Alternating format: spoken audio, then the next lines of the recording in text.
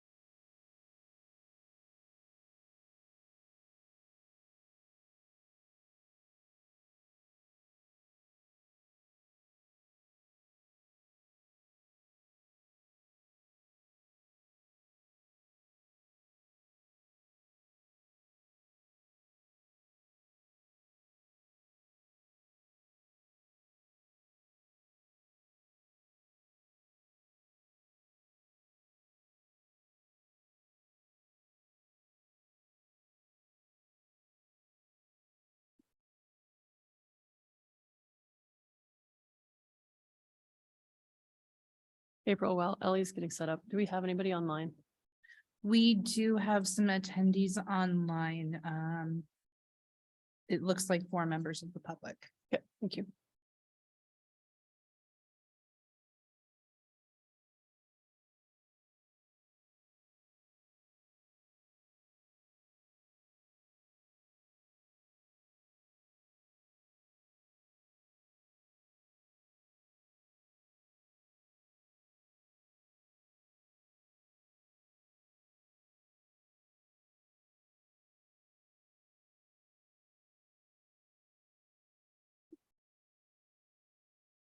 Thank you all for tolerating that.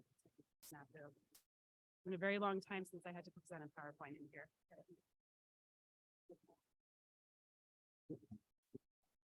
Okay, all right. Thank you, Chair Harbage and zoning commissioners.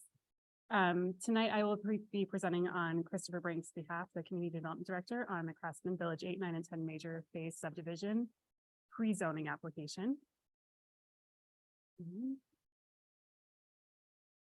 All right, this evening you're being asked to consider an ordinance pre-zoning to RU residential urban prior to annexing into the city of Helena.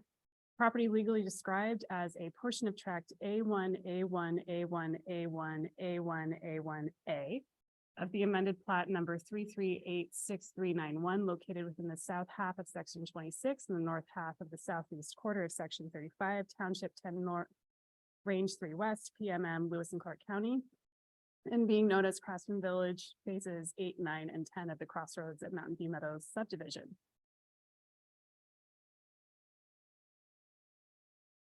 And this is a vicinity map of the property in question. It is shown in red. And this is the area in question just in relationship to the city's adopted zoning map. So just by way of explanation, this is part of a three-part application. The applicant is currently working on the preliminary plat for the major subdivision. They are also working on the annexation of this property and the pre-zoning, which is coming before you this evening. Within this process, as I'm sure you're aware from previous applications, the job before you tonight is to assess how this zoning district fits in with the overall surrounding area in compliance with the growth policy. And just by way of talking about the subject area, it's generally located to the east immediately of Craftsman Village Phase 7, which was annexed and final platted this past fall. It is approximately 32.268 acres in size. It's currently vacant, and it is currently in the county zoned as urban residential mixed use. That is the zoning designation as well for the properties that are situated to the north and east of this, to the south and the west. Those areas are already in the city and they're zoned R4 and RO residential office. I've already gone through the legal description, so I will spare you that very long tract name once more.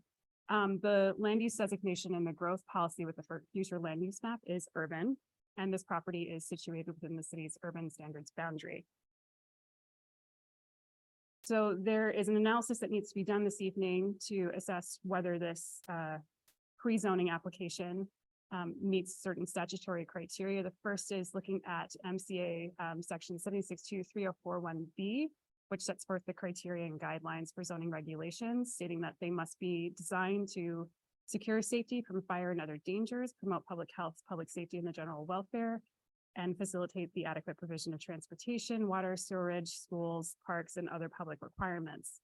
Now, the second set of requirements comes from MCA section 762304.2A through E, and those outline the purposes of zoning, stating that in adopting zoning regulations, the municipal governing body shall consider reasonable provision of adequate light and air, the effect on non-motorized and motorized transportation, promotion of compatible urban growth, the character of the district and its peculiar suitability for particular uses, and lastly, conserving the value of buildings and encouraging the most appropriate use of land throughout the jurisdictional area.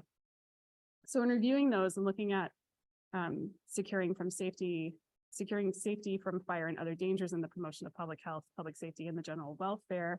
Obviously, the city of Helena, as you know, has a range of adopted codes, including the sum total of the city code, the specific regulations for the residential urban zoning district coming from Title 11, the International Building Code, and the International Fire Code.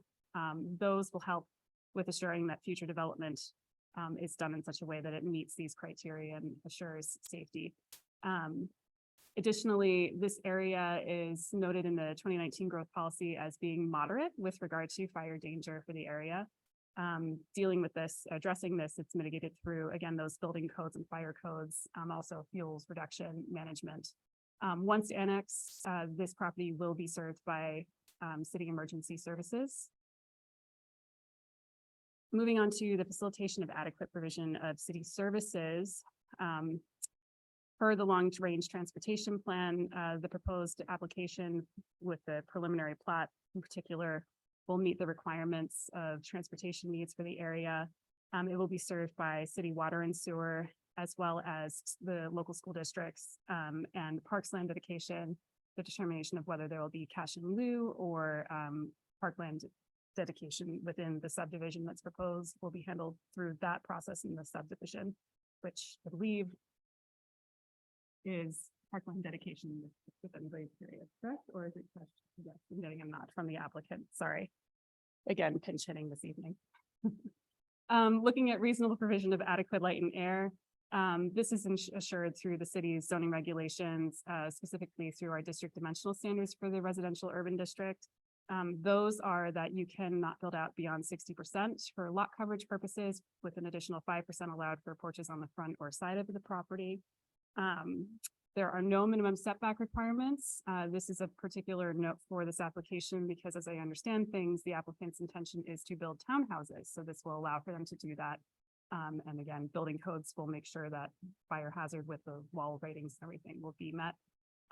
You can build a maximum of 42 feet in height, and there is no lot area minimum set for the district.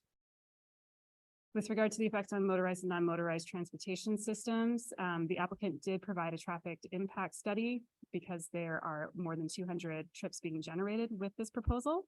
You can see here a breakdown of how we were weighting by our calculations, what the uses will produce with duplexes and single dwelling units and the trip generations related to those. So our calculations came to 1,824 new potential trips with this proposed subdivision. The applicants actually came in higher at 2,169. Regarding non-motorized transportation, they will be installing sidewalks and multi-use trails throughout the development. And as is noted here, all annexed right-of-way will have sidewalks. Looking then at the promotion of compatible urban growth and the character of the district and suitability for particular uses, I've already mentioned that this is zoned in the county currently as urban residential mixed use. Those standards were recently adopted. I apologize that I don't have that information to hand, but that they were adopted at the end of last year by the county. So again, as mentioned, to the west and the south, we already have those lands in the city. They're higher density residential R4 RO district. To the north, it is more of the urban residential mixed use because it's in the county. To the east, actually, on the other side is East Helena. And I believe that currently that's industrial, but eventually will become housing as well. The RU district does allow for similar uses to what is currently located in the immediate vicinity and even proposed across the jurisdictional line in East Helena. So looking then at conserving the value of buildings and encouraging the most appropriate use of land, the most appropriate district designation, given the existing development, is being proposed with the RU. As you can see here, I tried to outline in red on the map roughly the area in question for the subdivision. You can see that it's shown as being urban from the future land use map and the growth policy. So with the application as proposed, they are proposing to develop it in accordance with that future land use designation in conformance with the growth policy. As has been mentioned as well, this is within the urban standards boundary. And overall, it does meet with several growth policy goals and objectives. So with all that said, the recommended motion before you this evening is to recommend approval of an ordinance pre-zoning to RU residential urban prior to annexing into the city of Helena, property legally described as a portion of tract A1, A1, A1, A1, A1, A1A of the amended plat number 3386391, located within the south half of section 26 and the north half of the southeast quarter of section 35. Township 10 North, Range 3 West, PMM, Lewis and Clark County, and being known as Craftsman Village phases 8, 9, and 10 of the Crossroads at Mountain View Meadows subdivision. And with that, I'm happy to take any questions you may have as staff.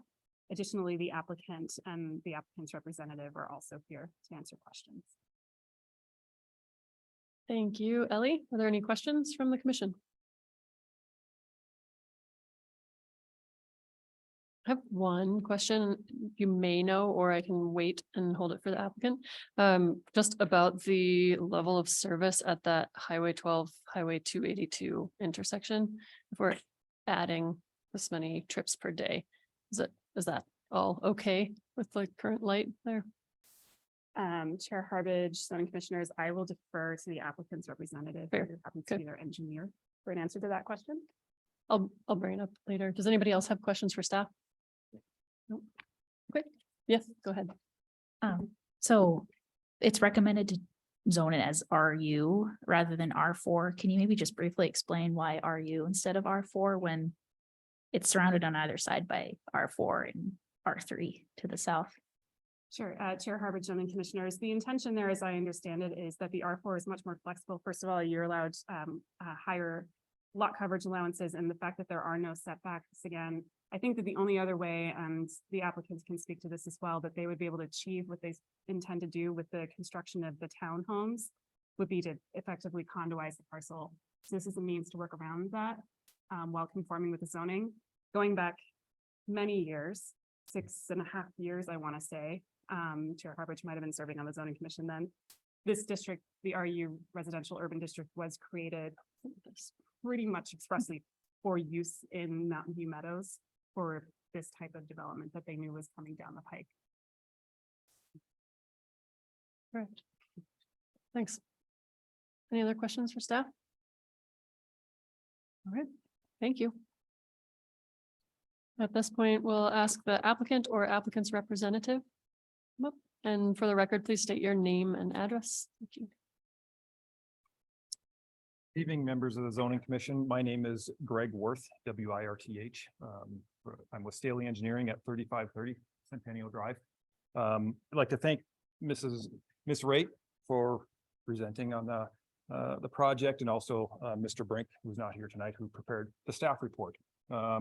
The project overview, it's a continuation of residential development at Mountain View Meadows. If you're familiar with the site, it's located immediately northeast of the Mountain View Park as you drive into the site there. It'll create approximately 200 residential lots on about 32 acres.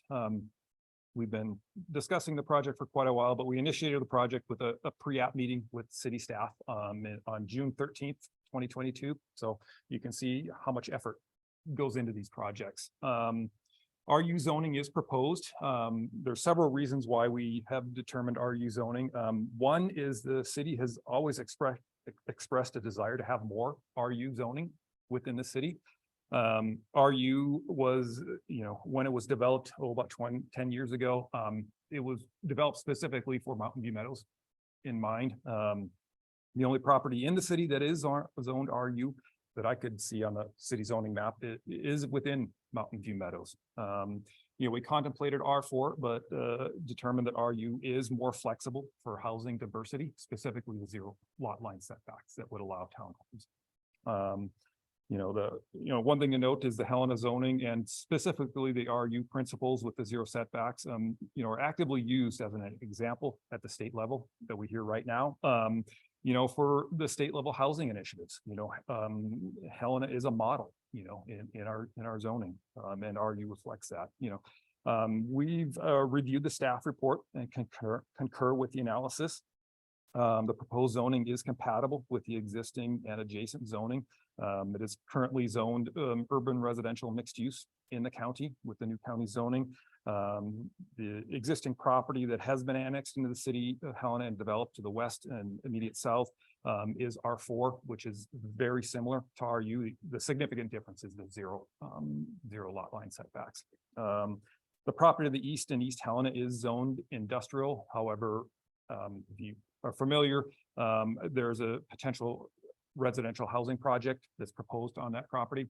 And, the current owner of the property, Montana Environmental Trust Group and East Helena, recognize that a zone change there is imminent. It was zoned industrial because it has to be zoned something, and that was the less intrusive to have at the time. So the proposed zoning and the corresponding subdivision review will meet all the state zoning criteria with all the codes and regulations that go with it. The proposed zoning is aligned with several housing objectives and goals in the growth policy.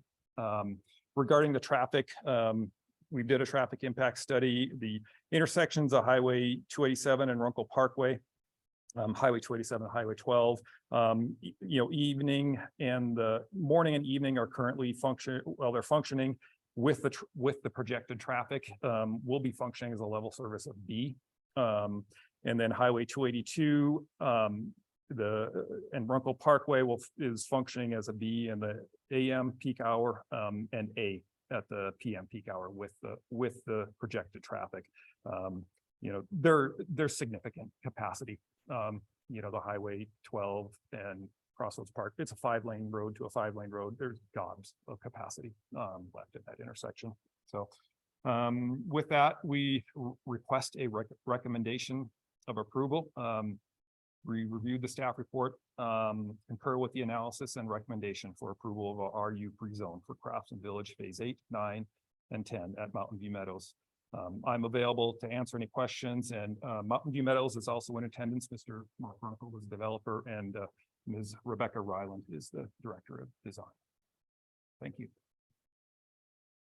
Thank you very much. Any questions from the applicant? No. Okay. All right.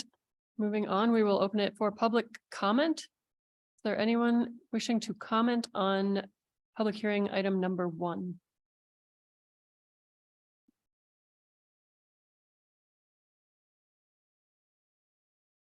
Come on up, Dick.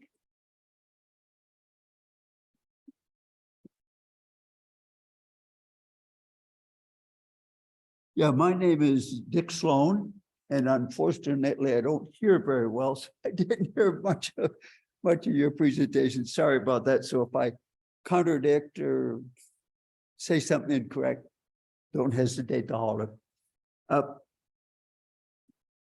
What I really want to understand is the basic differences between R2 and R4. I was able to get the basic plats and the layout drawings, and it looked like one of the key things is impacting the minimum lot sizes. Are you talking about the Mountain View Meadows? I'm Proposal talking or- about phases 8, 9, and 10. Okay, Yeah, is that the right thing to be talking about? correct. Yeah, Oh, you're on the right okay. one. Just wanted to make sure. Yeah, because looking at the layout drawings for those for 8, 9, and 10, basically it looks like roughly half of the lots are probably about 2,500 square feet.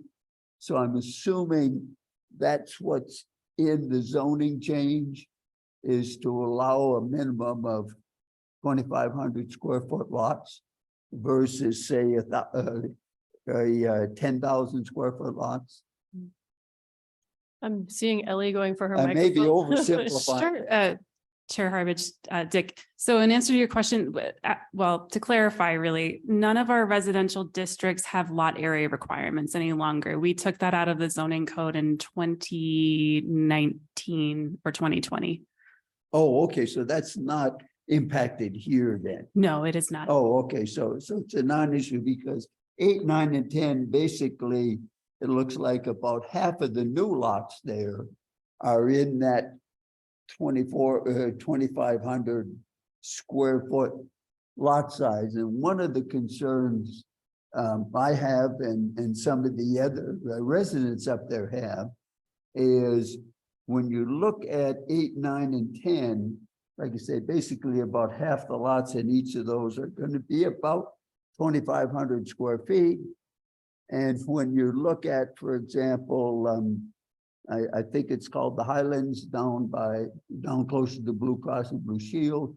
Most of those lots are 10,000 square foot lots. So it looks like we're going to be getting more and more 2,500 square foot lots. And when you look at the issue of, I think you talked about setbacks, basically no minimum setbacks. When you look at no minimum setbacks in a 2,500 square foot lot, you're looking at potential significant impacts on property values. And that's one of the concerns some of the residents up there have, is a significant negative impact on property values. In addition to that, when you look at 2,000, or not 2,000, when you look at 200 new lots, basically assuming in a lot of those residents, you may have 2 people working, so 2 people driving to town. So you're looking at potentially maybe increase in traffic of 400 vehicles, 300 to 400 vehicles, which is also very significant. But the biggest thing is those small lots. To put a 2,000, say, square foot home on a 2,500 square foot lot, you're going to have to be really crowding. Well, you basically aren't going to have a lot of setback, which is ultimately going to affect property values. So that's really the basic concern a lot of people have. And I have talked to some appraisers, and they said, yes, it will have an impact, on property values overall. Thank you. Thank you. Appreciate you being here. Thanks. Can I ask a question of staff? Could you put a map, the map up while we're taking public comment, just so we can see what he's talking about? The zoning map? Yeah, the one With that the shows, surrounding areas? that zooms in on what we're doing here. Sure.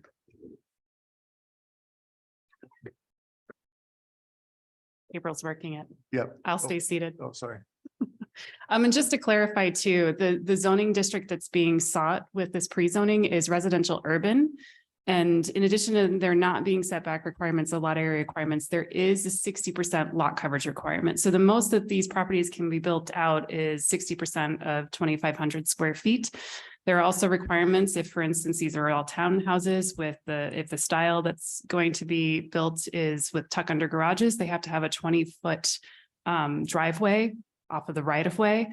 I don't know if they'll be coming off of the alley. I apologize. I haven't seen any site plans that speak to that, and perhaps the applicant could if it is of help for conversation's sake.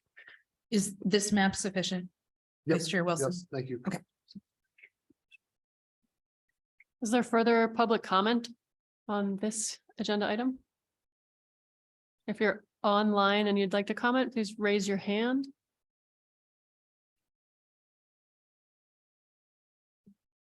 We do not have any hands raised at this moment. Any further public comment? Going once and twice. Seeing none, we'll close the public comment on this hearing and open it up to the commission for discussion and any further questions. Yeah, go ahead. Can I ask Mr. Worth to answer a question? Would you answer a question, Mr. Worth? Thank you. Thanks, Greg. Just addressing what Mr. Sloan said and what Ellie just said. Just generally, what is the vision here for the design of these properties? I'm assuming we're not talking about a bunch of single houses cheek by There- jowl next to each There other. will not be, and specifically the lot line they'd create a party wall. Specifically, the potential product that's been contemplated is like a fourplex, but it's similar to, more urban design. But, you've got 3 property lines running through it to split it up, but there would still be, the whole block would not be a structure, it would likely be 4, 5, 6, in a line, and the reason we're looking at it, it's been very successful in other Montana markets. That's just where the market is going. People don't want big lots. They want high density. You don't have to take care of a yard. Mountain View Meadows does provide garages on all their product, just because they know that that's what the market demands. That's what they want for the neighborhood, just for cleanliness. Understand that the zoning can't dictate a lot of these things, but, knowing what Mountain View Meadows wants to provide, the 60% lot coverage, even though there is no lot minimum, it's not going to create extremely high density development. It's going to promote development that's compatible with Mountain View Meadows.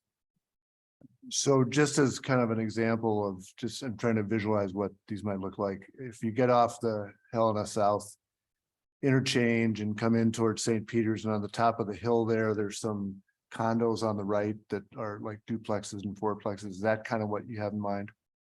And they have garages street level, but not tuck under. I would say they'd be similar. The ones that we've been have contemplated here, they would be alley loaded with a garage in the back, so you get the front street frontage with them, but a very similar type unit, but more giving the front porch. That's the Craftsman Village home that's wanted in this area, is to have the front porch, facing the street. Got it. Okay, thanks. If I may, Chair Harbage and commissioners as well. Another point worth making about the residential urban district that distinguishes it from the R4O that's kind of critical to discussions, and part of the reason that the district exists is that as far as residential uses are concerned, you can only have single family and duplexes by right on each parcel. So there can't be multifamily. It won't rise higher than that from a density standpoint, but for anybody familiar with areas outside of Montana, really, these are just row houses, effectively townhouses again, that are being mentioned. I didn't want to say row houses because potential negative. But They're very popular in all markets, it seems, outside of Montana. It's becoming a modern urban housing product. So it might be unique from it'll be a new product from Mountain View Meadows, but it'll be very much compatible with the Craftsman Village and the high density. Do you have another question? One more question.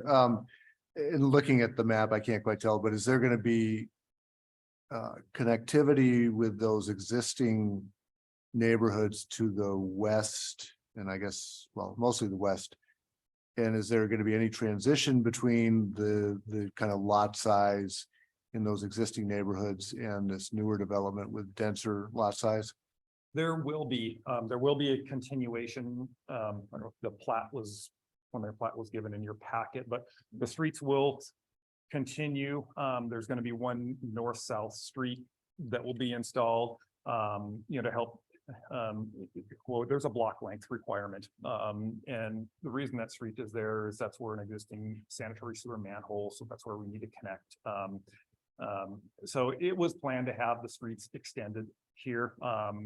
One thing is look is where these townhouses are located, that actually turn 90 degrees. So it will kind of create some differentiation between the existing Craftsman Village single-family homes and these potential townhomes. Thanks. I had one question to ask, also just, so kind of related to my previous question about the, connection down into that intersection with 287, 282. In terms of, we're looking at provision of kind of sidewalks, and you mentioned trails. I think Ellie mentioned there would be trails. What is the vision for connectivity from all of this residential development to, say, East Helena town? Okay, so In terms of, sorry, non-motorized. non-motorized, Yeah. yeah, so all streets will have sidewalk. If you go up Alice Street, it's got the paved 10-foot wide multi-use path. That goes from Highway 287 all the way up to Mountain View Park, and actually to Runkle Parkway, and then Runkle Parkway takes it over to 282. This one, so on the top of your screen here, where the blue line is and red line, that's Alpine View Drive. There is going to be an asphalt 10-foot, there actually is right now. It's actually built right now. There's a 10-foot wide asphalt path. We are going to continue that all the way along the east side, the north and the east side, and that's going to continue on kind of to the south and then southwest, and it'll actually connect into the asphalt path on Runkle Parkway. That's something that Mountain View Meadows wants, is this, the internal walking path for the residents, but it'll also provide the connectivity to Highway 12, that Crossroads Parkway. So you can have the broader connectivity to take that Centennial Trail. You can take Centennial Trail into town. You can take Centennial Trail over to East Helena. Regarding, the project, to East Helena, there might be ways to coordinate non-motorized connectivity between a project in East Helena and Mountain View Meadows. There's some jurisdictional things like that, but there are ways, there's going to be ways to coordinate that. And I think Mountain View Meadows is likely going to be receptive, because there is that school district parcel that's kind of down in the southeast corner there. So I think, in a broader sense, even though there are two separate jurisdictional issues, there'd be a nice to see it more of a seamless feel, even though there is an imaginary line that goes through the development. Thank you. Are there any other questions? Is there a motion? How many A's and ones after the motion? I would like to make a motion to approve an ordinance pre-zoning to RU prior to annexing into City of Helena, property legally described as a portion of tract A1, A1, A1, A1, A1, A1, A1A of the amended plat number 3386391, located within the south 1/2 of section 26 and the north 1/2 and southeast 1/4 of section 35, Township 10 North, Range 3 West, PMM, Lewis and Clark County, and being known as Craftsman Village, phases 8, 9, and 10 of the Crossroads at Mountain View Meadows subdivision. Second. It's been moved and seconded. Is there a discussion on the motion? Or do you want to support the motion? Yes. I think that it'd be great to see more RU. I think this type of housing is actually extremely desirable right now. I know as far as property values go with this type of housing, it's actually really had a big upswing lately, actually. So I hope that might avail some concerns for the neighbors. I also appreciate over and over again that these developers continue to show dedication to green space and walkways and connectivity. And it looks like this continues to be a good space for handling traffic so far, in my opinion. So I think it's a good space for a good development. So further discussion? Yep, go ahead. Just to the last point that we were talking about, and I guess this is just kind of a general comment to Mr. Runkle, that given the what Prickly Pear is now trying to do, I think, between Montana City and East Helena, it would be great to, and given the number of people you now have out in that neighborhood, it would be great to have some connectivity there with both with that trail and then back all the way back through town. And I hope between the private developers and the city, we can kind of come up with some options there in East Helena. So with that, I support the development. For further discussion? Yeah, and just briefly, I also am in support of the motion.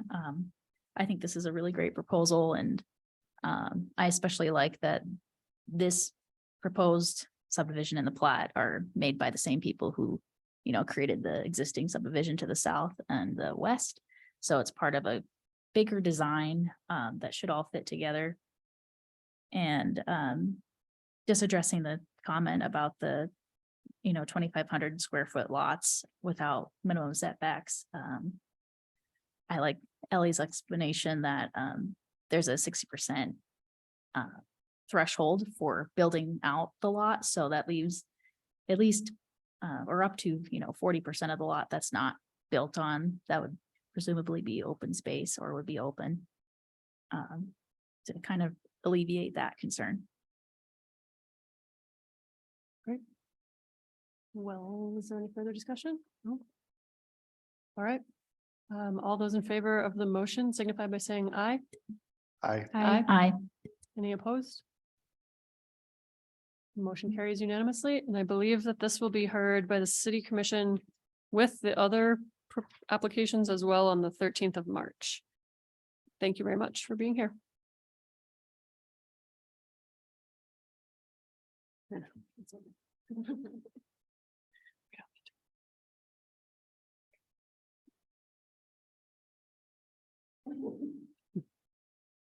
Thank you.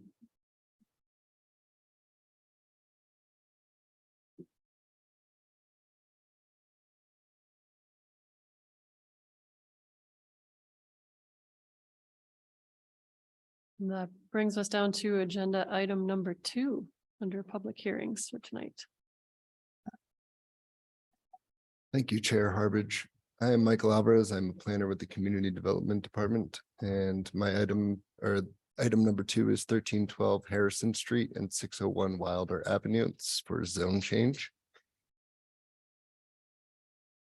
Specifically, this is to make a recommendation on an ordinance amending City of Helena Ordinance number 3097 and the official zoning map for the City of Helena that changes the zoning district from R2 residential to R4 residential for properties legally described as the north half of lots 13 through 16 in block 39 of the Broadwater Edition and the south half of those same lots 13 through 16 in block 39 of the Broadwater Edition, both to the City of Helena, Lewis and Clark County, Montana. They were separated by deed along quite a ways ago.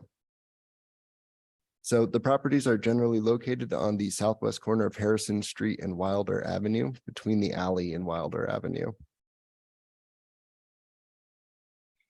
The City of Helena is the applicant here and is seeking a zone change to the R4 residential office zoning district. The R4 district here would provide a buffer district between the R2 and B2 districts that is currently missing. R4 offers a greater mix of land uses that better reflects the mixed land use designation for the area. The R2 residential district provides for residential dwellings and limited non-residential development that protects and enhances the residential nature of the area. Whereas the R4 residential office district provides for a compatible mix of higher density residential development with professional and business offices and associated service uses. To adopt zoning regulations, we consider the review criteria in MCA section 76-2304, 2A through E. And in doing so, staff found that a zone change from R2 to R4 doesn't present a change in the overall safety from fire and other dangers in the area. That the city of Helena's expected trip generation numbers for R4, where they are greater than they are for R2, the size of the area is too small to require further investigation. There's no need for a TIS here. And they're also one block off of Euclid Avenue, which is a main arterial in the city. The current zoning sees the worship facility operating as legal non-conforming and 1312 Harrison Street operating in violation of the permitted land uses. This area of the neighborhood is located near the arterial Euclid, as I just mentioned, and these properties currently serve in the role of buffer between the commercial corridor and the residential neighborhood. The properties being situated adjacent to commercial zones are potentially more economically viable if a greater range of uses may be performed in them. The 2019 Helena Growth Policy Land Use Chapter and Future Land Use Map identifies the neighborhood of the proposed rezone area as mixed use. Property along the Euclid Avenue arterial are similarly designated as mixed use. Property in the neighborhood to the north is designated as urban. And the growth policy also includes several goals and objectives that are applicable to the proposed zone change, such as Objective 76, which is to support land use patterns that promote compatible, well-designed development, foster the long-term fiscal health of the community, maintain and enhance resident quality of life, and implement related master plans and or facility plans.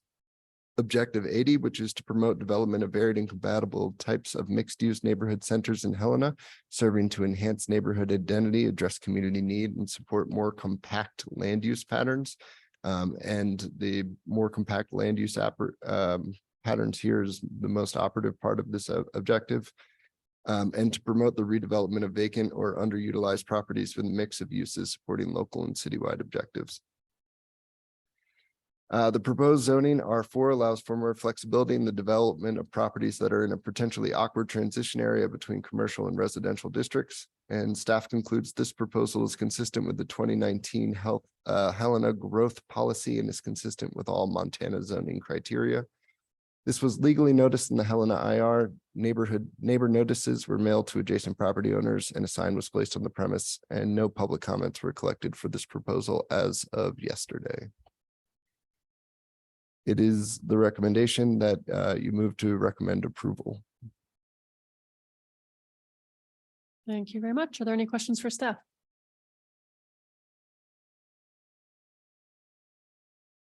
Quick. Yes. No?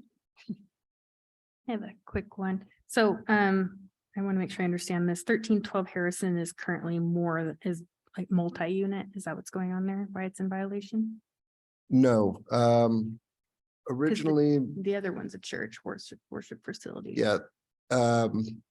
So the city originally received an application for a rezone there after a business permit was requested at that location.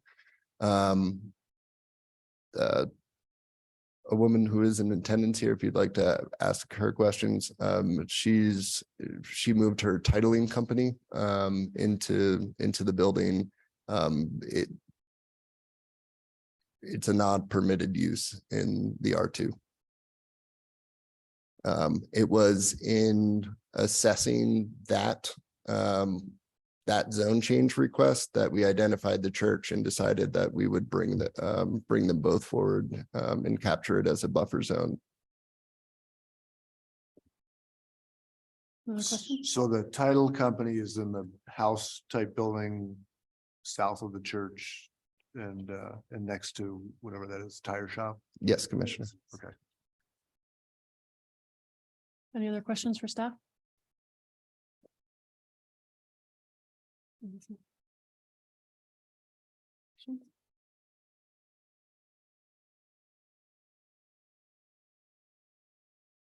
Ask them later. Okay. And since the city is the applicant, I don't need to ask if the applicant wants to come up, but if there is any public comment, including potentially an applicant, a previous applicant, you may come up and present if you'd like. And if there's any public comment online, I would just ask that you please raise your hand and we will call on you. Come on up. Please just introduce yourself and provide your address. if you would. My name is James Anderson. I'm one of the trustees for the property owner. I speak in favor of this change. It allows for a greater flexibility in use of the property, which allows us to utilize the property for its highest and best use. And consistent with the growth policy that I read, it allows for a better mixing zone from a commercial to a residential area. Considering this property is surrounded on three sides by commercial use, and on one side by property that has a single family plus an additional dwelling unit on it. I think this is a logical change of use, and I would appreciate it if you pass. Thanks.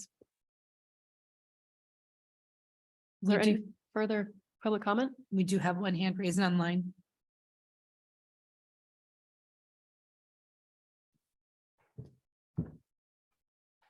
Hi, can everyone hear us? Yes, you can. Will you please introduce yourself? Yes, this is Cammie and Dave Back, residents of 1402 Harrison Avenue. Thank you. Go ahead. Yes, I'm just trying to make sure I understand as far as our property. I wanted to make sure we weren't in violation of anything with whatever the zoning thing is happening, because we just purchased this home, so we're new residents as of last February 2022.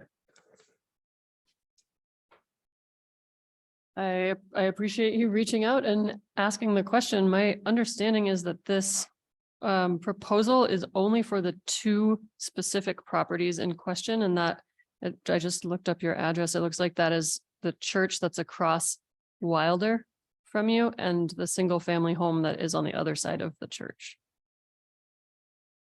Okay, so 1402 Harrison, our property is not in this. We're not in any of this. Okay. All right, because we got a notice, so we just want to make sure we're on the right track here. Yes, I believe you got a notice that there was a zone change proposed in your neighborhood, so you would be aware of that and come to the hearing. So thank you for being here and for asking for that clarification. Important things to know. Yes, very good. Thank you so much. You're welcome. Do you have any other comments? Nope, I don't think so at this time. Okay, great. Thank you. Mhm. Are there any other public comments? There are no other hands raised. We will close the public portion of the hearing and open it up for commission discussion and any additional questions. No further questions. Commissioner Sorensen. Could someone remind me, R3, what restrictions might keep R3 from working here? It's kind of embarrassing considering we just went through all the tables, but I have forgotten. Commissioner Sorensen, yeah, I'd be happy to. If we move to R3 to do general professional services, I mean, speaking specifically to that application, we would just need to bring them right back for a CUP at that point. And off the top of my head, we would need to do the same for the worship facility. But I may need to double check that with what we just changed in the zoning regs just recently.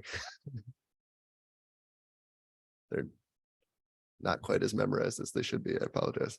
Same. I've Yeah, go ahead. actually come around generally to being more in favor of higher use for residential areas, which might surprise some of you guys, but looking at our zoning map, we have a whole stretch there that's R3 behind that business district on the other side of Euclid and also behind Vans. It's all R3. And then as you get further down, it's RO. It just seems like R4 is just sort of like a weird island. That's my only concern, really. I'm not otherwise really against it. And then just that it's just these two properties and really we probably have a long-term something to think about with not having any buffer behind those properties off Euclid, generally speaking. So just something to think about. I apologize. I just tried to bring it up online, Commissioner, and this is out of date. I see. So Commissioner Sorensen, I see what you're saying where there is R3 in the area already and R2, but not R4. And if you go further west, you hit after a long ways RO. It's quite a ways down. And on the other side, Euclid, it's R3 too, as the buffer behind that kind of, oops, sorry, that stretch. Which we'll talk about next.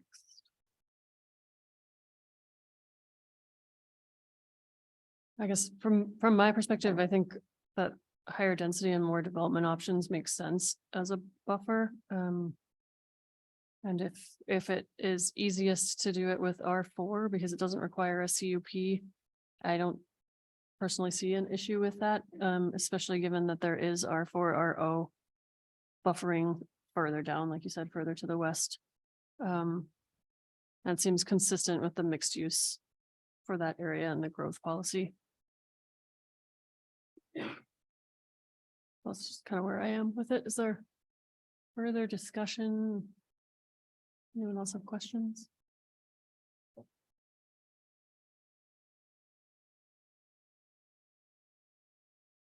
Well, I would move to recommend approval of an ordinance amending City of Helena ordinance number 3097 and the official zoning map for the City of Helena that changes the zoning district from R2 residential to R4 residential for properties legally described as the north half of lots 13 through 16 and block 39 of the Broadwater addition and the south half of lots 13 through 16 and block 39 of the Broadwater addition, both to the City of Helena, Lewis and Clark County, Montana.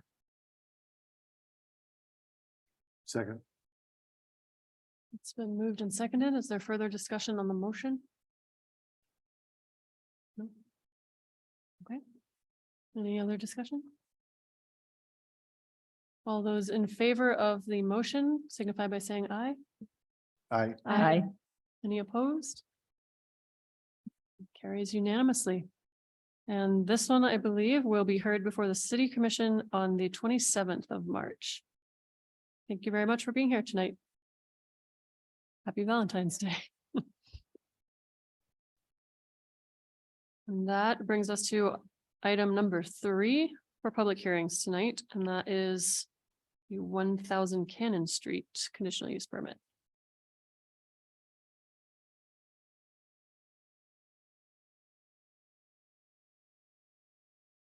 All right, once again, I am Michael Alvarez, and item 3 is the conditional use permit at 1000 Cannon Street, as just introduced by Chair Harbridge. Thank you. This is to make a recommendation on a resolution granting a conditional use permit to allow a residence, multiple dwelling units, 3 or more units use in the R3 T number 12 residential zoning district for property legally described as lots 17 through 19 in block 66 of the Cannon addition to the City of Helena, Lewis and Clark County, Montana. This property is generally located on the northwest corner of Cannon Street and Lincoln Street. The land is presently vacant and last had the land use designation of single dwelling unit residential. The applicant property owner is looking to obtain a conditional use permit to allow a multiple dwelling unit residence in the R3 residential T number 12 zoning district. Multiple dwelling unit residential is allowed by right in the zoning district R3. However, the R3 T number 12 transitional district overlay requires the CUP for any use that is other than a single dwelling unit. Multiple dwelling units residence is a building containing 3 or more dwelling units for occupancy by 3 or more groups living separately from each other. R3 residential districts, it is the intent of the district to provide for the development of a mixture of residential structures to serve varied housing needs and allows limited compatible non-residential use. And mixed use, not a zoning definition, but from the growth policy, is places where people can work, live, and play and learn. These areas include a variety of complementary and integrated uses such as, but not limited to, all forms of residential, office, light industrial, manufacturing, retail, entertainment, or public uses. Development is usually in a denser, comprehensive pattern to achieve a unified, functional, efficient, and aesthetically appealing physical setting and provide opportunities for connectivity, public transportation, and walkability. Mixed-use areas do not use the traditional segregation of uses. Here before you is the site plan. One thing of note here, and I'll get to it again, or get to it in just a moment, is the parking in the back. I'll reference it in a second when we come to that part of the presentation. But there's just 4 spaces in the back there. And here are your elevations. And most recent plat.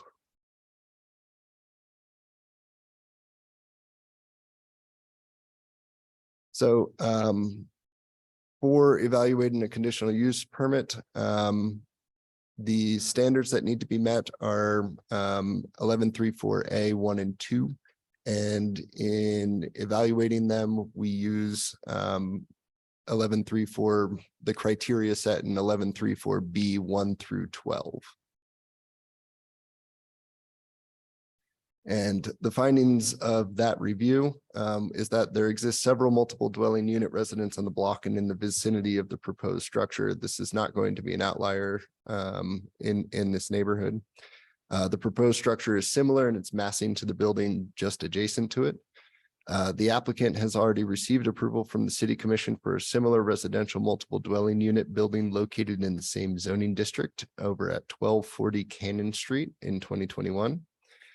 The City of Helena future land use map designates this area as mixed use, and residential multifamily fits into that category. I don't know why I abbreviated that. This proposal uses some on-street spaces to meet its off-street parking requirement as is allowed under 1122(9)B. The 4 off-street parking spaces, including ADA, would be accessed off the alley. If this is for a 9-unit building, he will need at least 5 off-street parking spaces in the rear and then 4 on-street to meet his parking requirement. So I apologize for missing that in my staff report. So we can handle that at building review if needed. The parcel's proximity to other non-residential uses provides the opportunity for the future residents of the condominiums to use non-vehicular means of transportation to go about daily activities. And the proposal will meet the district dimensional standards and not require a variance. This was legally noticed in the Helena IR. Neighbor notices were mailed to adjacent property owners and a sign was placed on the premise. One public comment was received for the proposal and it was distributed with meeting materials. We received another one late this afternoon that I have printed out and distributed to you. I do want to address that just in the sense that the conditional use permit here is only for a residential use for multiple dwelling units.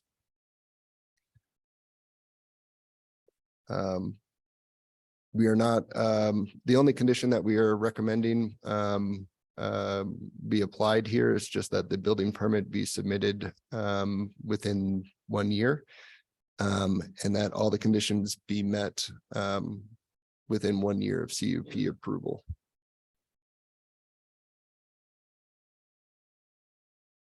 Thank you. Thank you. Other questions for staff? Go ahead. Could you go back and put the photograph of the lot and the buildings that are behind it up? Yeah, that one. So those properties to the west, are those the properties that you said the applicant had already developed in the area? No, these are Helena Housing Authority properties. 1240 Cannon is Burger King. 2 blocks down and on the opposite Okay. end of the block. And so are these buildings, are these, those are multifamily units as well? Yes, and- Commissioner, And they're immediately adjacent to the west? correct. Okay, and so my other question is, what is this R3 T12 overlay and where did that come from and what's that intended to do?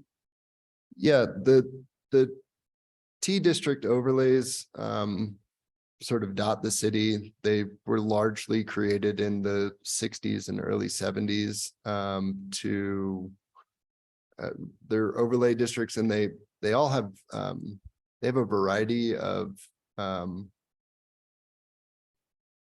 flavors and wordings to them. Many of them have been repealed by now, but there's still probably a dozen. And this one specifically says that all uses except for single dwelling units in this neighborhood need a CUP, which is pretty restrictive. The T districts in their definition, the only part that's codified about them is actually that they be temporary in nature. Which they haven't been apparently. Some of them. And so otherwise in R3, if there wasn't a T12 overlay, this would be allowed without a CUP, is that correct? Correct, by right. And everything in R3, even with the overlay, is still residential, correct? It's no, but it's pretty limited.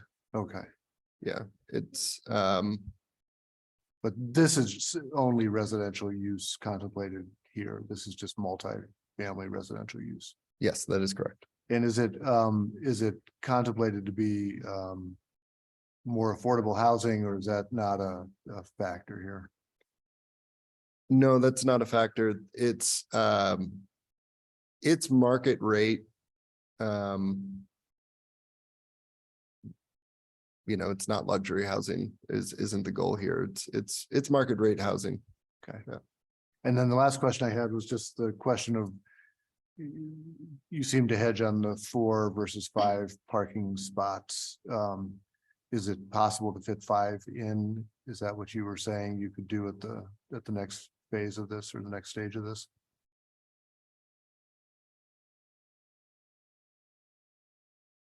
I would assume so, since they have that ADA spot facing the other ones that they could put in another spot next to it.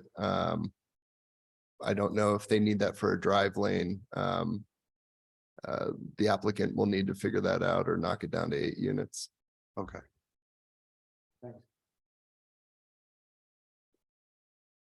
And I guess I have a question and follow up on that. So our approval of a CUP tonight or recommended approval of a CUP tonight would not limit them to 9 units should they need to knock it down to 8. That is correct. They don't have to come back. Are there other questions?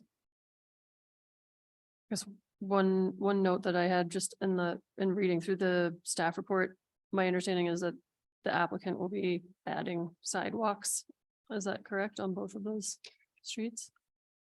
Correct. It doesn't need to be conditioned because as a new primary structure, it's a requirement. So. That's great. Other questions for staff? All right, thank you. At this point, we'll invite the applicant or applicant's representative to come up if there's anything you'd like to add. It's not a requirement. You're good, okay. All right, and then we'll open it up for public comment. I don't see any members of the public in the chambers tonight, but if you are online and you'd like to comment, please raise your hand. We do not have any hands raised at this time.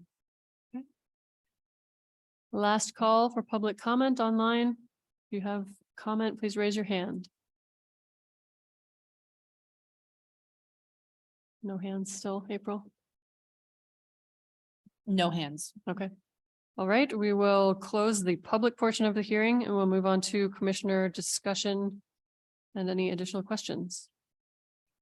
Just a quick question for Michael. What is the street address of this on Cannon again? 1,000. 1,000. Okay, so Mr.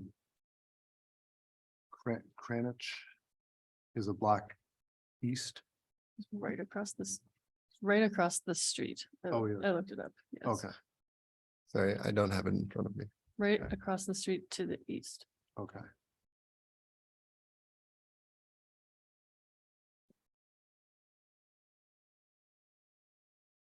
Is there any discussion? I guess I'd add that I'll be voting in favor of this. And maybe one thing to think about in the future for future work sessions is reviewing these T district overlays throughout the city and whether they need to be updated or repealed. And just addressing that public comment that we got from Mr. Kernich. Since this use would already be allowed in R3, I'll be voting in favor of it, and it was a contemplated use in that zone.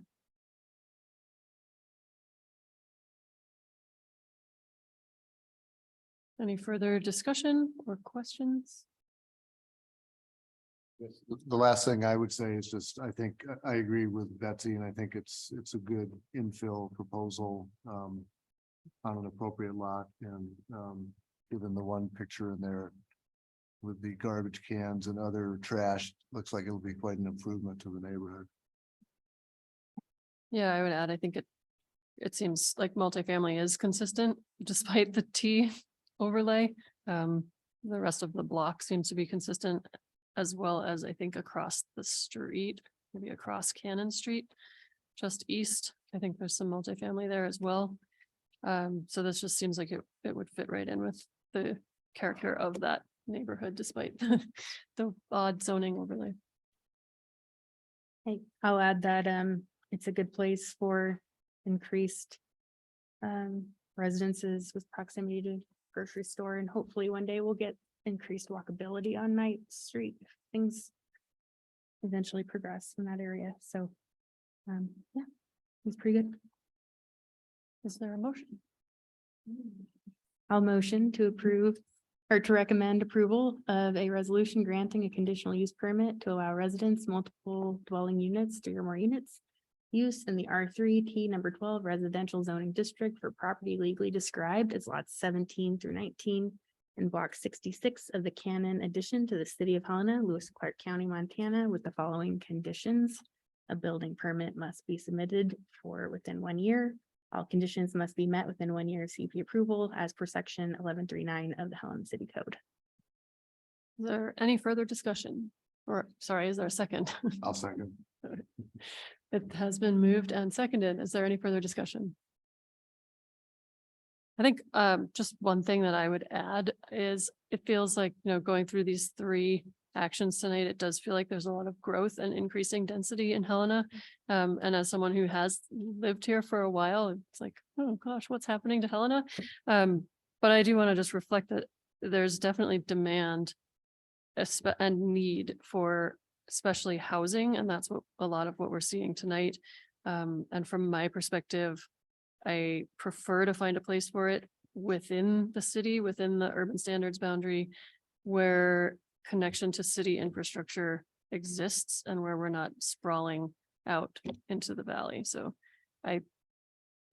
that's just a comment I wanted to add. And I think this is a good proposal to provide some infill in a spot that makes a lot of sense in the city. Agreed. Any further discussion? Not all those in favor, say aye. Aye. Aye. Aye. Any opposed? This carries unanimously as well, and I believe this will be heard before the city commission on the 27th of March. Thank you guys for being here. Thank you, Commissioner Harvich. All right. That concludes our public hearings for tonight, and we will move down the agenda to old business. There is none identified. So we will move on to new business. We also have none identified there, so we'll go ahead and open up for public comment generally. Is there anyone wishing to provide public comment to the zoning commission tonight? I do not have any hands raised online. Okay. For the record, there is no one left in the commission chamber. So I will assume that there is no public comment in person, and we'll close the public comment portion of the meeting. Is there any further discussion or proposals for our next agenda? I think just a note to document that Commissioner Story recommended that we look at the T overlay districts at a work session in the near future. Right, maybe not the near future, but after we address what's already on the list. Yeah, we'll add it to the end Yeah. of the list. Yes. Fair. Our next meeting's March 14th. Yes, the next Only meeting 2 is days. Tuesday, March 14th. Was there going, will we hear the marijuana stuff at that hearing? I know that you didn't want to do it in this meeting, and we can do it on the 14th, but The only hiccup is if they pass something, that means we have to rewrite something. So are we meet- waiting meeting the until after session? Meeting the legislature, over but Yeah, but we also have to have that in place by June 1st, correct? Has to go through commission. So, We could wait. I mean, this will We're- be after transmit. Right, I mean. Right. we're hoping to bring it to you, and it might be the only thing on the agenda that day.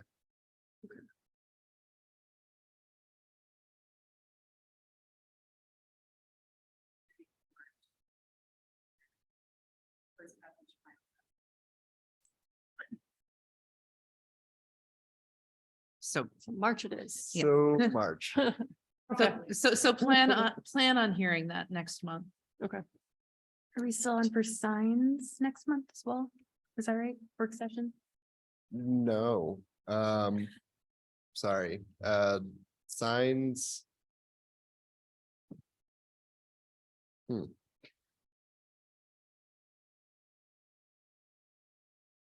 Signs are not ready.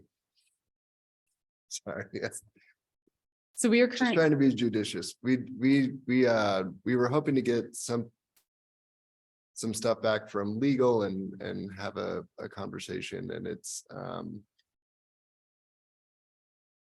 yeah, I'm not quite sure that what even was proposed most recently is in line with some of the direction that we've received from you. So I think we're looking right now at a bigger rewrite, I think what, or maybe not. yeah, I think what we're interested in looking at is not necessarily going back and doing what they proposed previously, but having that in just share that with us, so we have the context of what the zoning commission proposed. But then mainly looking at like size and height type of things, yeah, illumination, not content in any way. Just like what types of signs are allowed where in the city. So I think that what likely we will bring before you is not what was taken to the zoning commission and the city commission, gosh, before I started with the city, so it must have been at least 7-8 years ago. Before I was in. Yeah. Because I don't think that met with the more recent Supreme Court cases related to, content neutrality, essentially. So what we do have somewhere in the city attorney's office is a copy of what former city attorney Thomas Joden had crafted following some of the more recent landmark cases that does address some of those issues. So I think we were looking to find that for you, revisit that, maybe make some necessary alterations to that if we can see any glaring issues, and use that as our reference point. And I know that according to Director Brink, there have been subsequent Supreme Court cases that clarify some of the positions from the Gilbert ruling back in, I want to say that was 2016, 17. Maybe Kim as the land use attorney. No, okay. So yeah, we just need to circle back, find that documentation, read more into some of those rulings and see what they said as a point of clarification. And bring it to you. But we've got that on the docket. We've got a possible another rezoning for a big area in the city to look at with you guys near the cathedral. And T standards and. Yeah, I think I would still like to, when we have time, consider our entryway conversation again. I know that we missed the boat on the mall site, but Sure. that doesn't mean that I don't think we should have some sort of entryway overlay. so we actually revisited that, funnily enough, with relationship to that area near the cathedral and talking about trying to rezone that area. Just, we looked at that as an example. I don't know that it's necessarily the one we'd recommend going in for that area, but yeah. It may come back. Before the next big thing is demolished and we miss the boat again. Yeah, That's the backside of Taco Bell. I know. Honestly, that might be probably. the Okay, last So slide. we're looking no work session again. is what we're talking about. No work session on signs, no work session on densities or parking or anything. For March, I think we need to confer with Director Brink just to see. I don't think that there's anything that would warrant it unless something happens with legislation pertinent to recreational marijuana. Maybe between now and then. I think the issue with signs and entryway corridors specifically is we don't necessarily feel like we have the staffing, and hopefully we resolve that shortly. To do what the public outreach that is going to be required on both of these. These are both going to be fairly large public outreach pushes, I guess just to be perfectly honest. yeah, I think that's totally fair. In the interest of continuing to move conversations forward, at least with zoning commission, I would like to have some work sessions, even if it is just like that little hour before a hearing, just so we can start to talk about kind of where we would like to land. Right, start moving some of this Yeah. along. I think it would be a reasonable ask for us to find that information from the city attorney's office related to signs so that we can at least share that with you and then kind of give a brief on the rulings that relate to it and how we need to move forward with crafting it or editing it further. And it, just so I'm clear, it doesn't have to be staff intensive. We can also just get together as a zoning commission and public notice a work session and then talk. And I'm available starting at 5 that day, so. Oh, I was hoping you were going to say you were going to do some legal research for us. Will you send me the memo and I'll read it? So I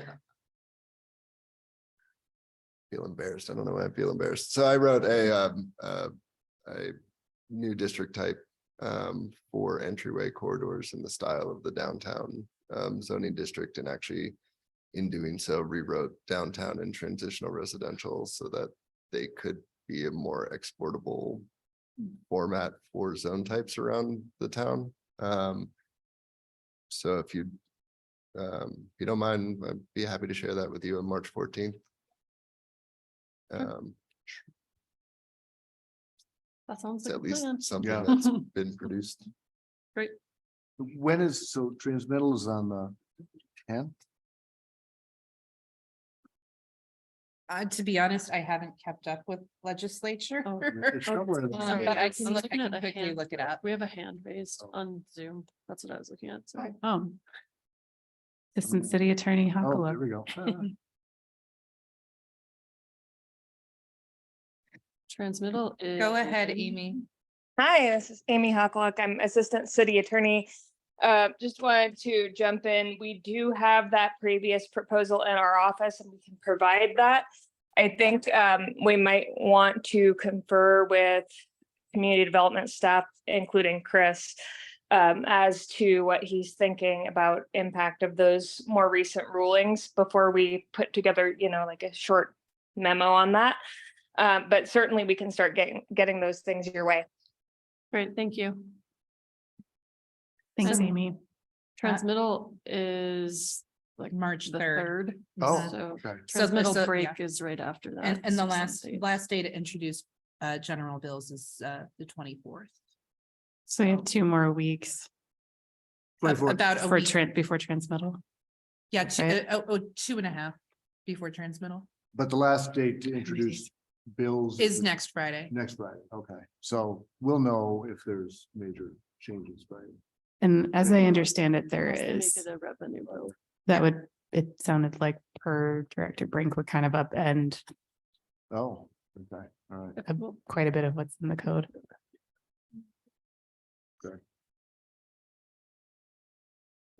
Okay. Sounds good. I think with that, we're at the end of the agenda and we're adjourned.